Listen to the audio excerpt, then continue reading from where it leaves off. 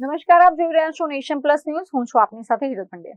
વડોદરા શહેરમાં ચોમાસાની શરૂઆત થતાં જ સ્થાનિક તંત્ર અને એમજીવીસીએલની ઘોર બેદરકારી સામે આવી છે.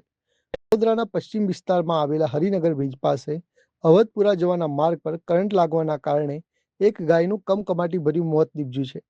આ ઘટનાને પગલે સ્થાનિક લોકોમાં તંત્ર સામે ભારે રોષ ફાટી નીકળ્યો છે. સ્થાનિકોનો આક્ષેપ છે કે ચોમાસા પૂર્વે પ્રી મોન્સૂન કામગીરીના મોટા દાવા કરતું એમજીવીસીએલ વાસ્તવમાં ઘોર નિદ્રામાં પોઢેલું છે. શહેરમાં હજુ પણ એવા કેટલાય સ્થળો છે જ્યાં ખુલ્લા વીજ વાયરો મોતના લાઈવ વાયર બનીને લટકી રહ્યા છે. હવે જોવાનું એ રહે છે કે એમજીવીસીએલ આ જોખમી વાયરોને તાત્કાલિક ઢાંકવાની તસ્દી લે છે કે પછી કોઈ મોટી માનવ હોનારતની રાહ જોઈ રહ્યું છે.